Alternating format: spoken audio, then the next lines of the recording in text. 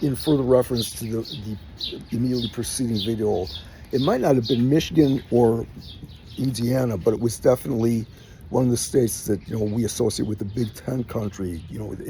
And it was something to do with the actual insurance that probably my father probably bought, because in certain instances you do want to buy insurance. Just as I was going on my way to make sure that my piece of shit iPhones and stuff I had at the time was insured on this Apple One, which meant that even though there were a couple of close calls lately, if these phones had, while the thing was active, and it will be active for a while, because what I did was another maneuver that may not be even, maybe they allowed it and they're not supposed to, is that um, that's why I traded in that piece of shit iPad I had that I bought later to have something with a screen that it wasn't useful that much. But I got then that money, and I thought the guy in the store saying, yeah, I could use that to pay my Apple subscriptions. Well, it didn't look like it was going through, so I called Apple on the phone while I was there, etc. And by the end of that, I was like, okay, I've got a little bit of money to give me a cushion for my subscriptions, which means that even though, in addition to tomorrow, and I'm sorry these assholes will be nagging me with this, got them email and texting and shit, but tomorrow whatever money I've got this month that I don't already have committed and made, and I've already paid recurring payments on the credit cards with, which actually is difficult now because I'm to the point again for the second or third time in this long chain of shit where if I don't tread eggshells or be very precise, and at least to a way that I never had to do, except I used to do it all the time before I was fucked up in this medical shit, locked in these filthy, sickening places. I was still keeping that going. It was easier then. But now I'm up against, again, the same thing. I guess I'm doing it barely by the skin of my teeth, which is that, like, for example, yesterday wasn't, and I had, when I left one of these grocery stores, the Grand, to go over to this usual guy on this street on Elm Lakeside, 800, whatever that guy is, to buy a couple of really expensive things because they didn't have it, or they had some shitty crap. I thought he had, to keep going, he used to have a 14.7 ounce large can of the red sockeye salmon with the skin and bones in it and shit, of the correct brand, which is Deeming. All he's got is little ones that are pink and the other, like, so I went back to the Grand today and completed that. Of course, it would be nice to have all this stuff all at once instead of having to throw some of it out. Like, hang on. Hello. Good afternoon. So it would be nice to, I noticed I started there. Well, eventually I'll be able to talk again, I think.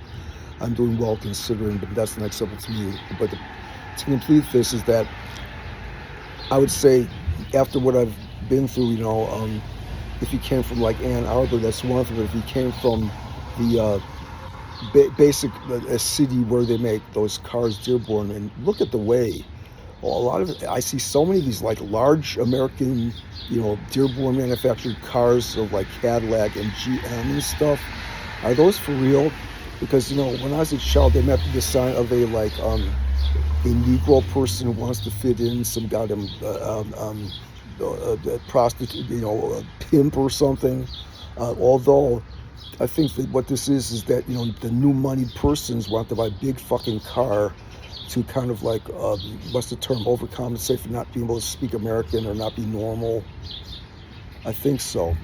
That's in point of fact, one of these kids in my high school who did come from, only Ann Arbor, he said that his father had what he called a Jew canoe, which is a big Cadillac. So there's that. Maybe I'll talk about this later. I think I will, because it seems like some of this obsessive shit, and they really did sort of do something to my brain or my behavioral responses to stuff inside Walter 13 about just that. Because I remember thinking, just today, I'm not going to ever go near this filthy leftist place that hates the Jews. And maybe in the back of my mind, where I'm like that, those like backwards benches in the middle of like of what's this street is Lincoln here, right outside the alley with the whatever this ex-Marine, Army mentally ill person, whatever, he is attached to that project somehow. And in this store today, I could not, it was just, I can't talk to these people yet, but I do. I know that it must be very difficult for a person to be so fucked up on psych meds. And again, there was at least one incident where he did try to get advice from me. I caught myself. I can't stop a minute and get to the point, which is doesn't really matter the details of it, since that can be rebuilt by looking at the actual records of, if there are any, or the files on here, all kinds of ways of rebuilding that. If I got time, I never will have time. I'm still bailing water metaphorically about everything. The point is that if I'm sitting in that that area, that little projection with the benches there that are kind of backwards and stuff, or whatever, I'm exposed to all kinds of poisons, filth, allergens, noise, person's microbiome is walking past there, and maybe that is almost like the proverbial canary in the coal mine, in that maybe I'm not more susceptible than an average person. I'm certainly exposed to a lot more poisonous filth I cannot do a thing about. And by the way, I really had to pee, and then I realized I had to take a number 2, in other words, a bowel movement. And so I did go back to that Porto San, this LRS, whatever it is, Porto San Caibo outhouse, portable toilet that they had similar ones here during the, of course, the Winnetka Music Festival. But I absolutely, somebody had been there before me and had, I remember earlier today, I was like, whoa, they've got toilet paper again. And then I came in there, somebody's behind me, and they made a mess. Like the toilet papers were like on the floor. Maybe it was, I don't know who it was. I can't say it was anybody. I don't know who it was, but somebody was in there. And I think that it was just like when I noticed this guy in the bathroom of the Winnetka train station house, whatever, is that sometimes these people get really flustered. They can't figure out how to get the toilet paper out. And it is a very difficult thing if you're reduced to sometimes having to take a shit in a goddamn public toilet, or actually what amounts to a construction site latrine or something. And I'm thinking about stuff that I never would have thought about before. So for example, if indeed there is some kind of bizarre Anglo versus Mexican stuff, do I take this toilet paper off the floor if it's white? Or another one is, if there's a Muslim here, do I arrange it so that the Muslim would never be able to find the toilet paper if he thought it was dirty? Why would he do this? Since nobody has to know about it or care, what difference does it make? It didn't inconvenience anybody at all. In fact, this one was easy to take. At least one of the toilet paper rolls was unwrapped, so I put that back on the spindle, put that up there, and 2 of them had fallen on the floor. I kind of looked at it. Would I use this? Yes, I did. But they're kind of like real soft, cushiony, powdery stuff that will get clogged up if you can't have a toilet flusher. And maybe somebody's improvised. Like maybe their supplier that they're supposed to have got fucked up. Maybe somebody that the person I won't name, who may be in charge of this particular project here, this office building. Some of the stuff they did, I was looking at that for a while, and then one of the things that struck me is, I bet anything, one of the things that when my parents bought that house in Skokie, when my grandparents went to look at that, my grandfather, granted, he didn't know about sewers, but he knew about certain parts of construction, and he did know about the windows and all that kind of stuff. But I don't think he even noticed this. It's like those fucked up bushes in front of them are kind of exactly the same ones that they had like in front of this, on either side of the sidewalk going to our front door. I don't know whose idea that was, but it's an interesting kind of interplay of whatever those 2 things are, the green and the kind of purple, which is also seen in some of these. By the way, I do remember walking past, down on the other side of like the New Trier office towards the next intersection.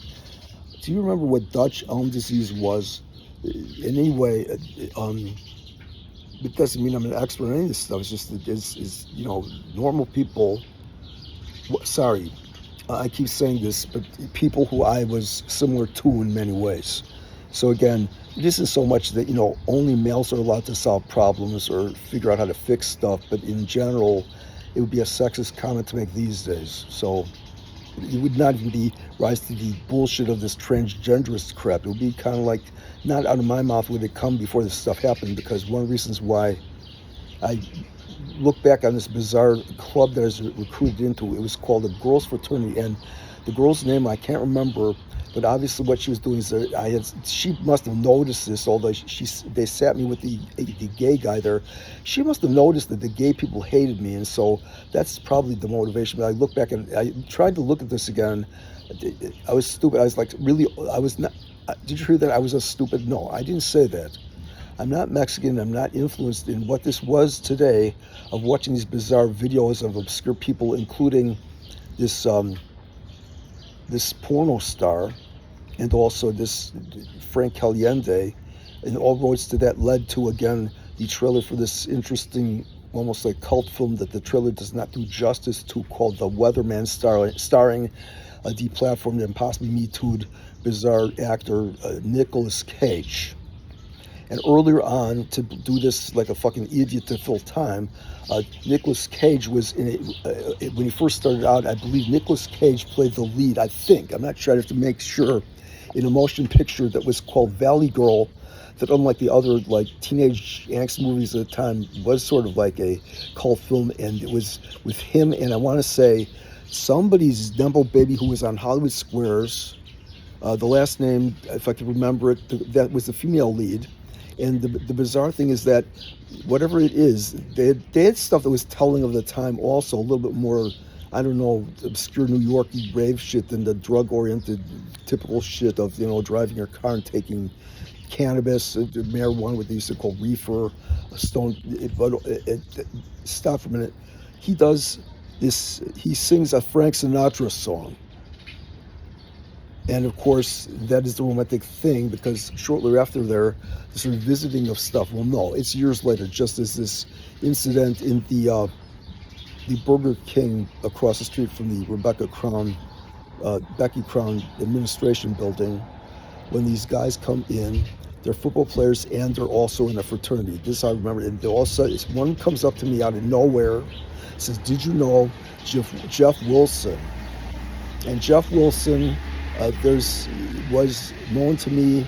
He was in this fraternity ATO, and before the WAMU show got its bearings, this fucked up person from Florida or something, Paul Warshauer, whose parents had like mafia parking garages, and that's how. Oh, he's in Florida, I think. That's how he knew Michael. The only person I even keep in touch with, Michael, who was a producer for E! Entertainment, because that was his way of saying, well, yes, I am a journalist, but at least it's just, you know, entertainment. I'm not like fucking people's minds up. They don't realize, they know it's just bullshit, you know.